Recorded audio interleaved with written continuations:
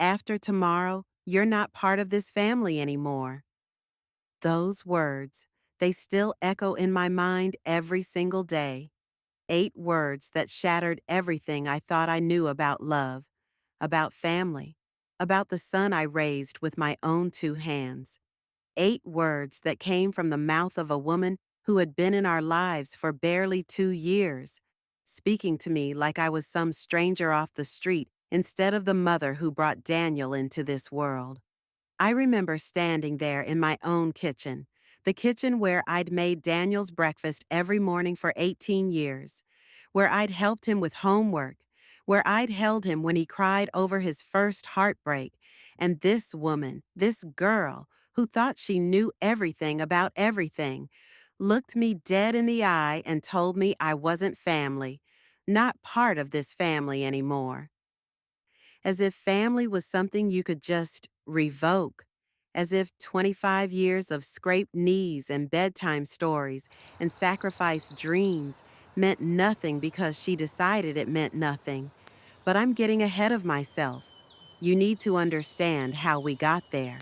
You need to understand what kind of mother I was, what kind of woman I am, before you can truly grasp the magnitude of what happened next. My name is Margaret, and I became a mother when I was barely more than a child myself, 19 years old, working 2 jobs, and suddenly responsible for this tiny human being who depended on me for everything. Daniel's father? Well, let's just say he made his priorities clear when he walked out 3 months after Daniel was born. Said he wasn't ready for the responsibility. Wasn't ready, as if I was. But you know what? I made myself ready. I worked nights at the diner and days at the department store. I lived on 3 hours of sleep and instant coffee, and the kind of determination that only comes from knowing that someone else's entire world depends on you not giving up. I remember nights when Daniel was teething, when he'd cry for hours, and I'd walk him around our tiny apartment, singing the same lullaby over and over until my voice was hoarse, because that's what mothers do. We don't get to tap out. We don't get to say we're not ready. I watched other women my age go to college, go to parties, date freely, travel, figure out who they were supposed to be.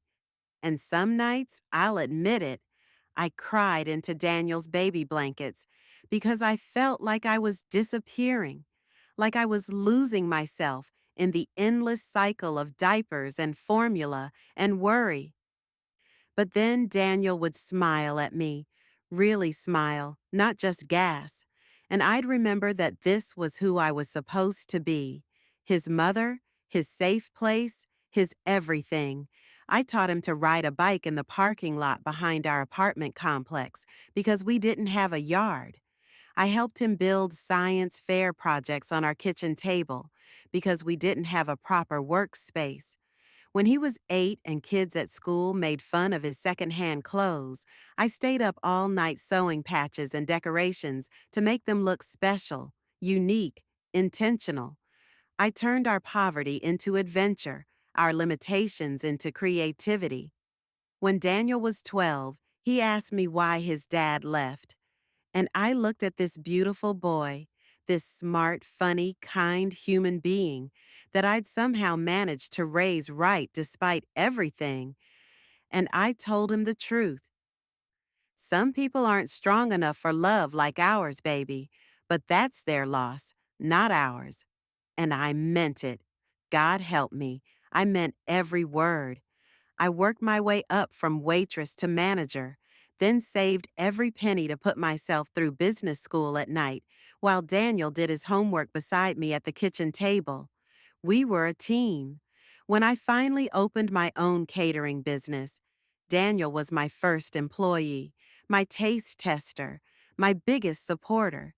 He'd come home from high school and help me prep for weekend events, and we'd talk about everything: his friends, his dreams, girls he liked, what he wanted to study in college. I was so proud when he got into engineering school, so proud when he graduated with honors.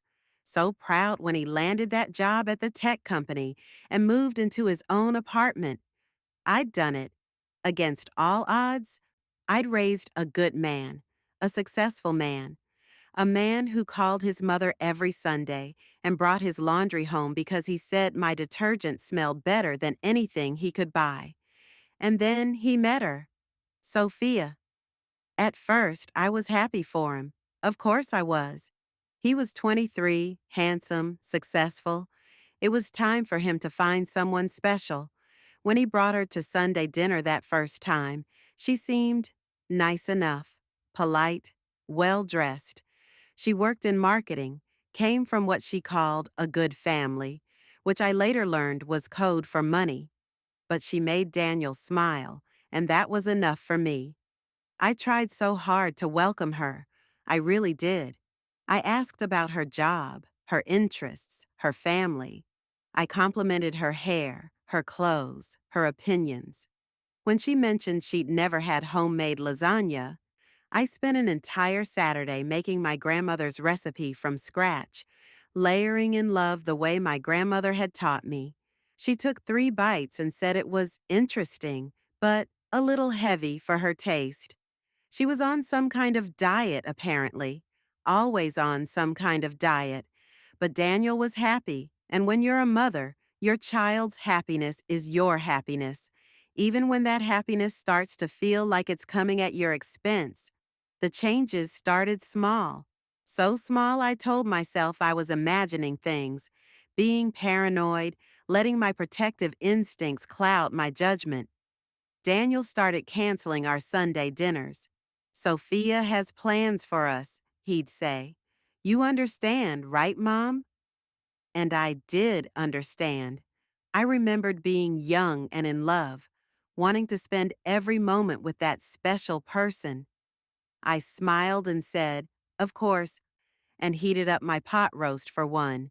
Then it was the Christmas thing. For 24 years, Daniel and I had spent Christmas morning together. It was our tradition. Hot chocolate and cinnamon rolls while we opened presents in our pajamas, even after he moved out. But that year, Sophia's family was having a big celebration. It's important to her, Mom. Family tradition, you know? As if we didn't have family traditions. As if 24 years of Christmas mornings meant nothing compared to 3 months of dating a girl whose family had money for fancy holiday parties. I spent Christmas morning alone for the first time in my adult life. I made the cinnamon rolls anyway, out of habit, and ended up throwing most of them away, because what's the point of cinnamon rolls if there's no one to share them with? But I adapted. I told myself this was normal, healthy even. He was building a life with someone new. This was what I'd raised him for, to be independent, to love deeply, to prioritize the family he was creating, even if it meant the family that created him had to step back. The real problem started when they got engaged. 6 months after that lonely Christmas, Daniel called me, voice bright with excitement. Mom, we're engaged. Sophia said yes. And despite everything, despite the growing distance and the canceled dinners and the way she looked at our modest house like it was a historical curiosity, I was genuinely happy for him. My boy was getting married. That's wonderful, sweetheart, I told him. I'm so happy for you both. When's the wedding? We're thinking next fall. Small ceremony, family only. Family only. Those words should have made me feel included, secure in my place in his life. Instead, they filled me with a dread I couldn't quite name. I should have trusted that instinct. The wedding planning became a master class in subtle exclusion. Every decision was made without me, then presented to me as a done deal. The venue, already booked. The flowers, already ordered. The menu, already finalized. When I gently suggested that maybe I could help with something, I did run a catering business after all. Sophia smiled that tight little smile of hers and said, "Oh, that's so sweet, but we really want everything to be cohesive. You understand? Cohesive, as if my professional expertise would somehow contaminate their perfect vision. I offered to pay for the rehearsal dinner. It was tradition for the groom's family to host it, and I'd been saving money specifically for Daniel's wedding since he was 15 years old. Sophia's response? That's not necessary. Daddy's already arranged everything. Daddy. A grown woman calling her father Daddy, as if she was still 5 years old and needed him to solve all her problems. When I asked to see her dress, she said it was bad luck. When I suggested we have a girls' day to plan, she was too busy. When I offered to throw her a bridal shower, she already had three: one for her sorority sisters, one for her work friends, and one for her family. I wasn't invited to any of them. But the real knife to the heart came during the invitations discussion. I was sitting in Sophia's parents' living room because, of course, the wedding planning happened at their house, with their fancy furniture and their family photos covering every surface. When Sophia's mother asked about my guest list, "Guest list?" I said, confused. I thought it was family only. Sophia and her mother exchanged a look, one of those wordless communications that women share when they think they're being subtle. "Well," Sophia said carefully, "we're keeping it very intimate, just immediate family and a few very close friends." "How many people would you like to invite, Margaret?" Sophia's mother asked.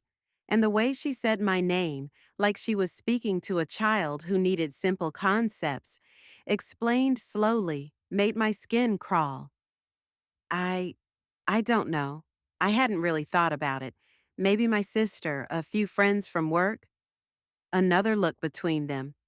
"The thing is," Sophia said, "we're really trying to keep the numbers down. Maybe just your sister. Would that work? Would that work?" As if she was doing me a favor by allowing me to invite one person to my only son's wedding. As if my life, my relationships, my decades of friendships and family connections were negotiable items in her perfect wedding vision. I said yes, of course. What else could I say? But something cold and hard settled in my chest that day, and it never really went away. The final straw, or what I thought was the final straw, came during the dress shopping. Not Sophia's dress, mind you. I'd given up on being part of that particular tradition. No, this was about my dress, what the mother of the groom would wear to her son's wedding. I'd found a beautiful navy blue dress at Nordstrom, nothing too flashy, nothing that would compete with the bride, but elegant and appropriate, and it made me feel confident and motherly and proud. I was excited to show it to them, to finally be part of some aspect of the wedding planning. "Oh," Sophia said when I described it to her. "Navy blue. That's interesting. Is there a problem with navy blue?" "Well, it's just that the wedding party is wearing navy. The groomsmen, I mean. It might look like you're trying to be part of the wedding party instead of just a guest." Just a guest. At my son's wedding. I was just a guest. "What color would you prefer?" I asked, my voice carefully neutral. "Maybe something more neutral? Beige would be lovely on you. Or gray." Beige. She wanted the mother of the groom to wear beige, to fade into the background, to be forgettable, unremarkable, barely there. I bought a gray dress, not because I liked it, not because it made me feel beautiful or confident or proud, but because I loved my son more than I loved my own dignity. And that's a lesson I wish I'd unlearned a little sooner. The confrontation happened 3 days before the wedding. 3 days. After months of planning, months of being slowly but systematically erased from my son's most important day. After swallowing my pride and my hurt and my growing anger, it all came crashing down in my kitchen over seating charts. Daniel and Sophia had come over to finalize some last-minute details. I'd made coffee, put out the good cookies, the ones I'd been saving for a special occasion. I was trying so hard to be supportive, to be helpful, to be whatever they needed me to be in those final days before their perfect wedding. Sophia spread the seating chart across my kitchen table, the same table where Daniel had done his homework for 12 years, where we'd shared countless meals and conversations and quiet moments.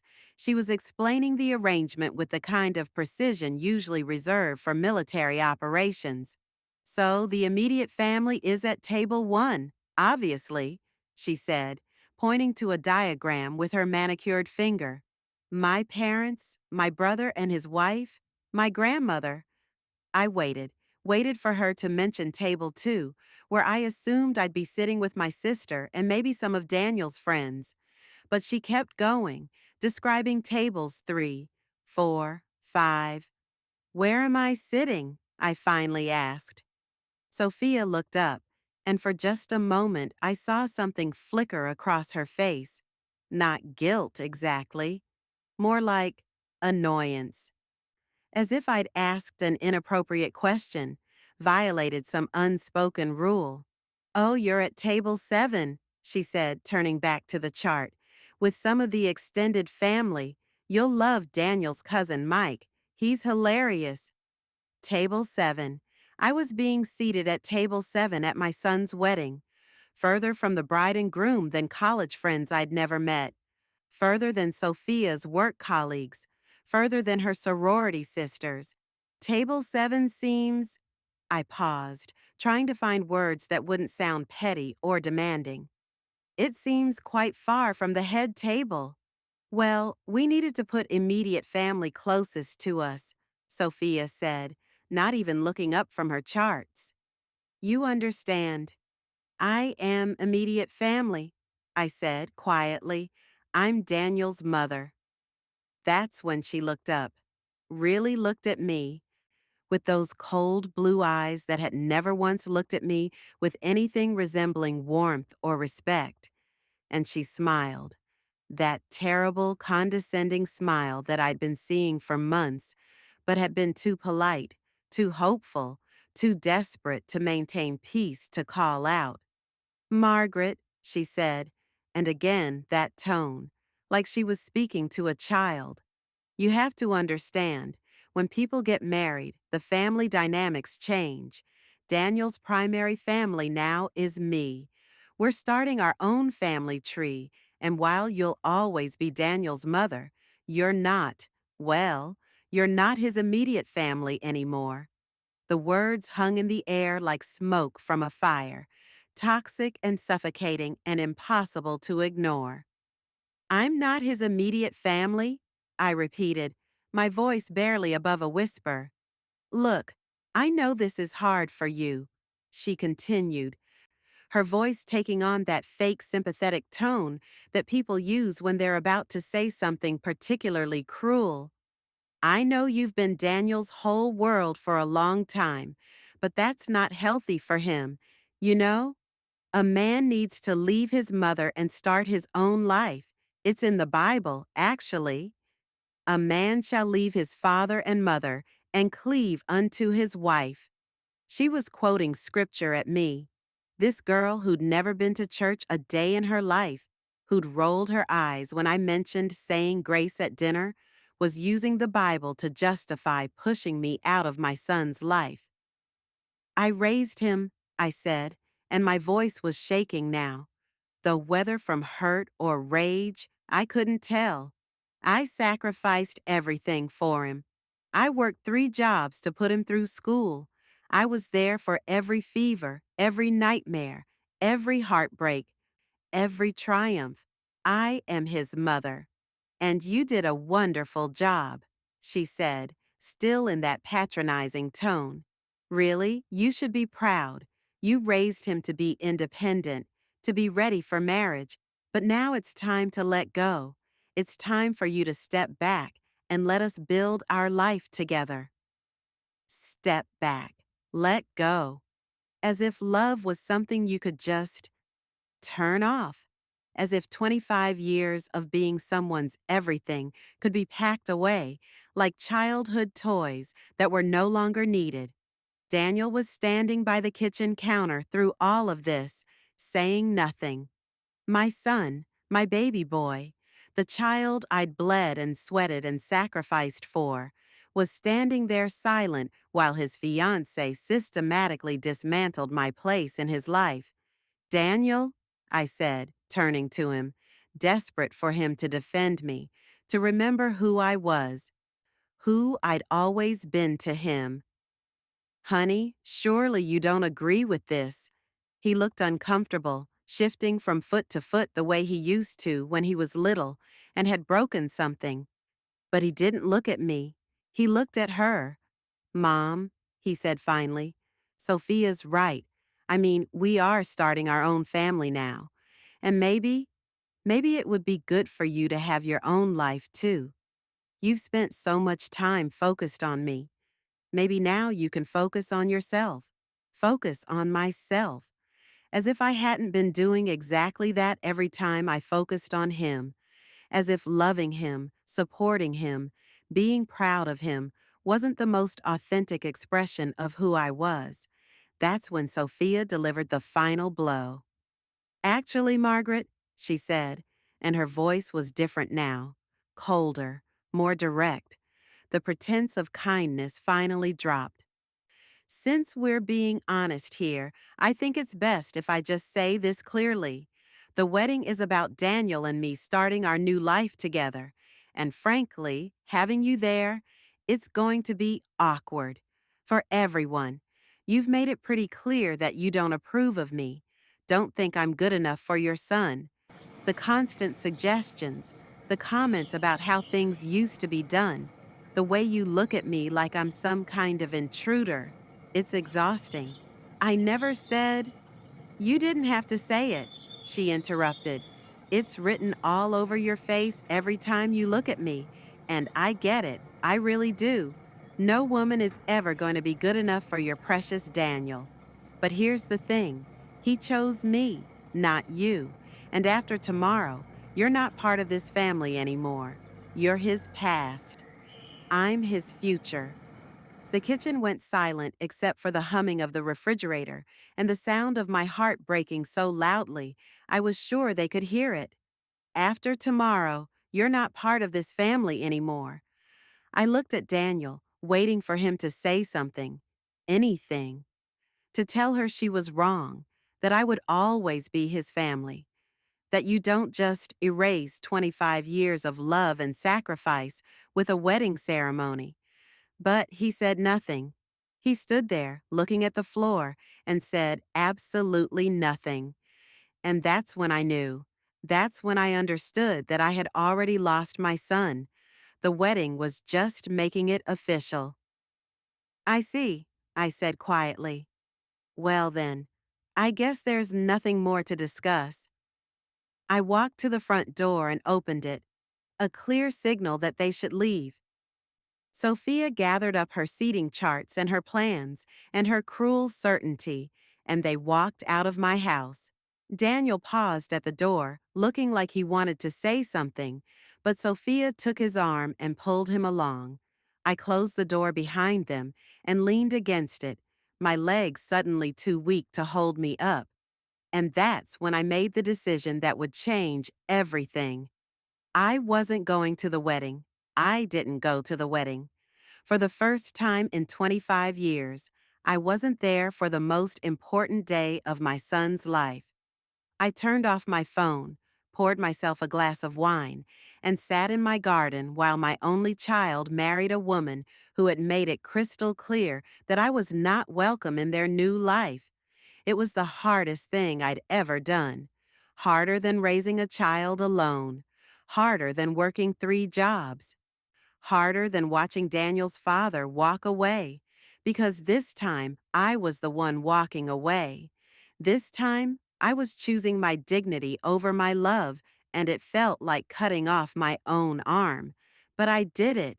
I sat in my garden and I grieved the relationship I thought I had with my son. and I tried to imagine a future where I mattered to someone, where my love was wanted instead of tolerated. The call came at 11:47 p.m. It was Daniel, and he was crying. My grown son, my strong, successful son, was sobbing into the phone like he was 5 years old again and had scraped his knee. "Mom," he said, and his voice was broken in a way I'd never heard before. "Mom, I'm so sorry. I'm so sorry." "Daniel, honey, what's wrong? What happened?" "The wedding. Mom, the wedding fell apart. Everything fell apart." I sat up straighter, my mother's instincts kicking in despite everything that had happened. "Are you hurt? Are you okay?" "I'm not hurt, not physically. But Mom, I found out, God, I found out what she really is." And then the story came pouring out of him, between sobs and rage and the kind of devastation that only comes from having your entire world revealed to be a lie. It started during the reception. Sophia had been drinking. Not unusual, she always drank at parties, but she was being particularly cruel to the caterers, snapping at them, making demands, treating them like servants. Daniel was embarrassed but tried to smooth things over, the way he always did when she got like that. But then one of the caterers, a young woman probably not much older than Sophia, dropped a tray of appetizers. It was an accident, clearly. The girl was mortified, apologizing profusely, trying to clean up the mess. And Sophia lost it. "You stupid little bitch," she screamed, loud enough for half the reception to hear. "Do you have any idea how much this wedding cost? How important this day is? You've ruined everything." Daniel tried to calm her down, but she turned on him too. "This is what happens when you hire cheap help instead of proper service. But no, you had to worry about the budget like we're some kind of poor people." The reception went quiet. Everyone was staring.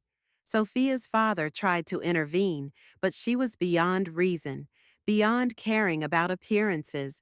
The alcohol had stripped away her careful facade, and what was underneath was ugly and cruel and entitled. But that wasn't the worst part. The worst part came when Sophia's ex-boyfriend showed up, Marcus. A name I'd heard whispered in conversations that stopped when I entered the room. Daniel had mentioned him once, casually, saying Sophia had dated someone before him, but it was completely over, nothing to worry about. Marcus showed up drunk and angry and determined to make a scene. And what he had to say changed everything. "You want to know who you're really marrying?" he shouted across the reception hall. "You want to know what your precious wife has been doing for the past 6 months?" Daniel tried to get security to remove him, but Marcus wasn't finished. He pulled out his phone and started reading text messages, out loud, for everyone to hear. Text messages from Sophia, explicit ones, recent ones. Messages talking about how she couldn't wait for the wedding to be over so she could divorce Daniel and take half of everything. Messages about how she was only marrying him because he was stable and easy to manipulate and would give her the comfortable life she deserved while she figured out what she really wanted. Messages about how his mother was a pathetic old woman who needed to be put in her place, and how easy it had been to turn Daniel against me. Messages about the prenup she'd convinced Daniel to sign, the one that would give her claim to his inheritance, his business, everything he'd worked for. The prenup that I knew nothing about because I wasn't family anymore. The reception erupted. Sophia's family was mortified. Daniel's friends were furious. And Daniel was devastated. But there was more. God help us all. There was more. Marcus had evidence, photos, documents, financial records. Sophia hadn't just been cheating, she'd been stealing. Small amounts at first, from Daniel's accounts. Money, she said, was for wedding expenses, for household things, for their future together. Money that had actually been going into a private account she'd opened in just her name. She'd been planning this for months. The whole sweet devoted fiancé act had been exactly that, an act. She'd been setting Daniel up from the beginning, isolating him from anyone who might see through her, anyone who might warn him about what she really was, anyone like his mother. She said you hated her, Daniel told me through his tears. She said you were trying to break us up because you were jealous and possessive and couldn't stand to see me happy. She made me believe that loving her meant I had to choose between you and her, and I chose her. God. Mom, I chose her. The police were called. Charges were filed. The perfect wedding that had cost more than most people's houses became a crime scene. And by the time the sun came up, Sophia was gone, vanished with whatever money she could grab and whatever dignity she had left.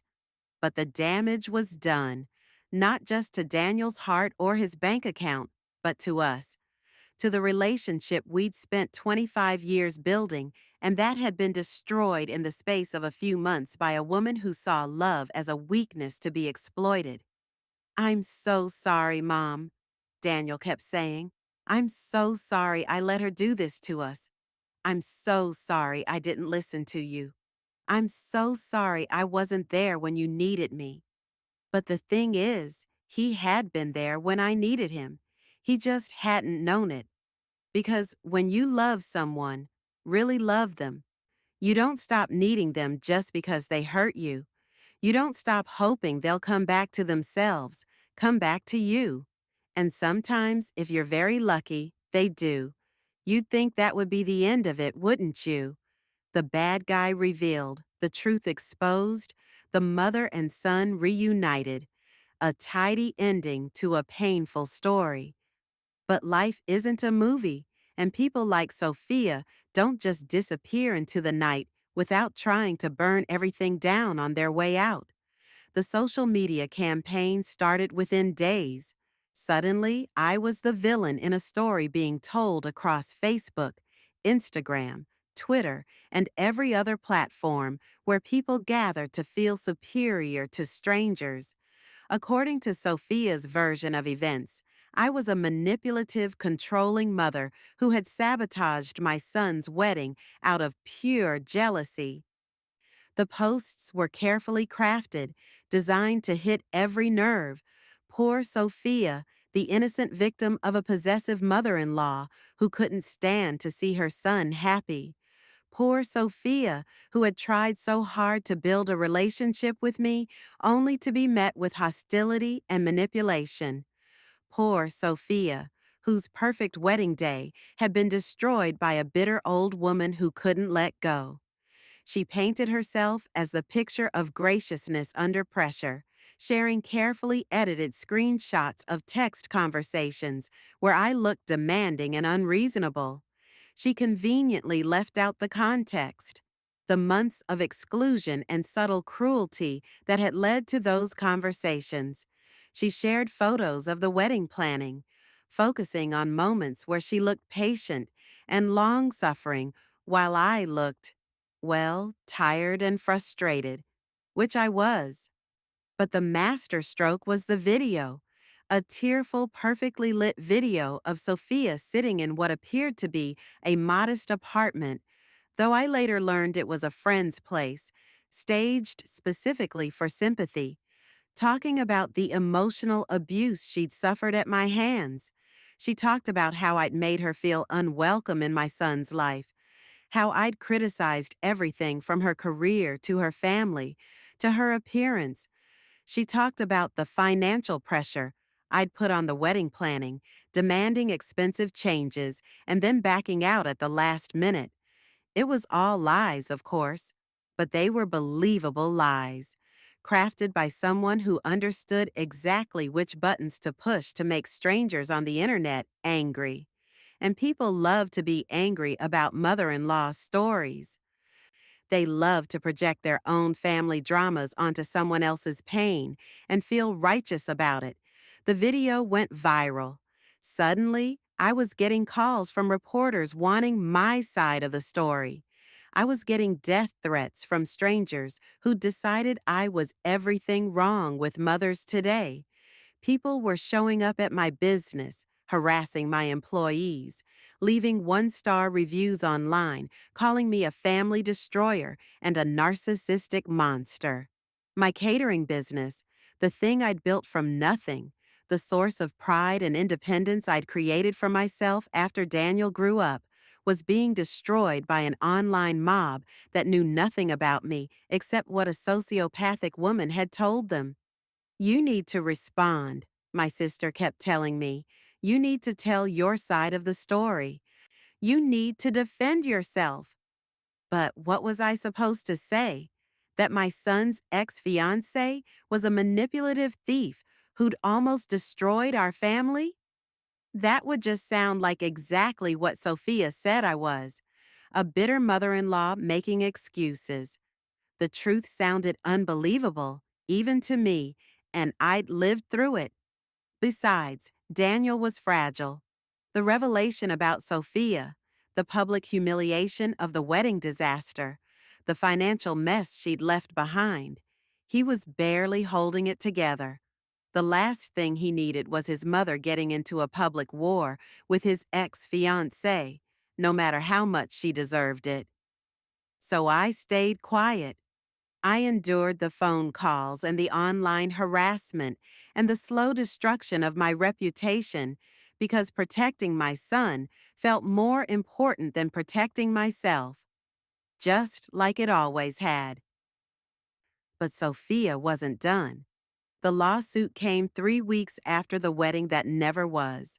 Sophia was suing me for emotional distress and intentional interference with business relationships.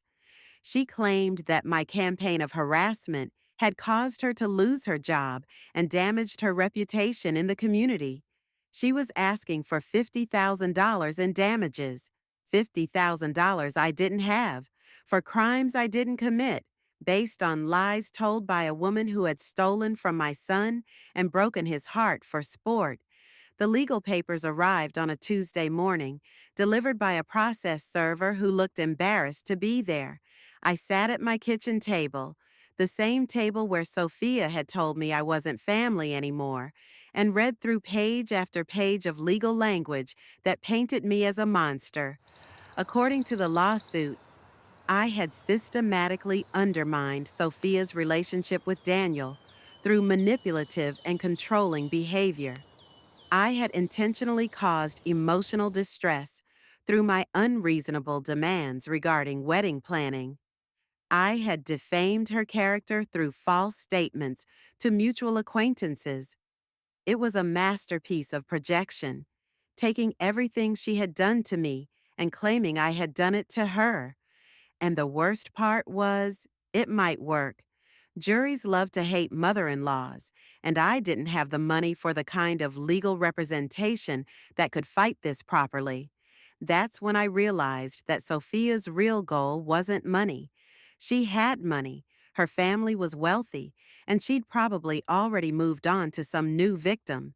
Her goal was to destroy me completely, to make sure that even though she'd lost Daniel, she could still punish me for being the one person who'd seen through her from the beginning. She wanted to take away my business, my reputation, my sense of safety in my own community. She wanted to make me pay for the crime of loving my son enough to see through her lies. And for a while, it looked like she might succeed. The thing about pathological liars is that they always get too confident, too careless. They start believing their own lies, and that's when they make mistakes. Sophia's mistake was going too far. In her desperate need to destroy me completely, she filed a police report claiming I had threatened her physically. She said I had shown up at her apartment, screaming and making threats, saying I would make her pay for what she'd done to Daniel. She even had witnesses, friends of hers who backed up her story about my supposed visit. But here's the thing about truth: it leaves traces, and lies, no matter how carefully constructed, eventually collapse under their own weight. Daniel might have been heartbroken and humiliated, but he wasn't stupid. The police report was the final straw for him. He knew his mother, knew I would never do something like that, and he started asking questions, real questions, the kind Sophia should have expected from an engineer trained to solve problems systematically. He hired a private investigator, not to prove Sophia was lying, we already knew that, but to find proof that would hold up in court. What the investigator found was so much worse than any of us had imagined. Sophia had done this before. Not once, not twice, but at least 4 times in the past 7 years. She had a pattern of targeting successful, lonely men with family money or inheritance potential. She would love bomb them, isolate them from their families, manipulate them into marriage or serious commitment, and then systematically steal from them while planning her exit strategy. The previous victims were scattered across 3 states. 2 of them were still paying her loans that she'd convinced them to give her during their relationships. One had signed over his grandmother's jewelry collection to her, thinking it was a romantic gesture. Another had lost his business because she'd run up credit card debt in his name and then disappeared. But here's what she hadn't counted on: Daniel's education and his network of friends who worked in cybersecurity. They were able to trace her financial activities, her social media presence, even her location on the night she claimed I had threatened her. She wasn't even in the same state when the supposed incident occurred. The evidence was overwhelming: bank records, phone data, witness statements from her previous victims, social media posts that contradicted her timeline of events. But the most damning evidence came from Sophia herself. The private investigator found her new social media accounts, the ones she'd created under a slightly different name while she was preparing for her next victim. And on those accounts, she'd been bragging, posting about her brilliant performance in breaking up a pathetic mother and son, sharing screenshots of the news articles about our story, laughing about how easy it had been to destroy that old bitch's life. She'd also been coaching other women on how to handle difficult mother-in-laws, teaching them her techniques for isolation and manipulation.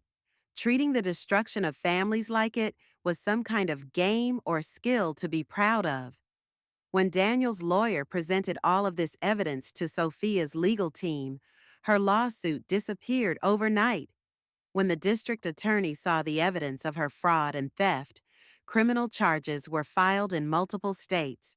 And when the FBI got involved, because she'd crossed state lines multiple times in her schemes, Sophia's little empire of lies came crashing down around her. But I wanted more than just legal justice. I wanted her to know that I knew exactly who she was and that her attempt to destroy me had failed.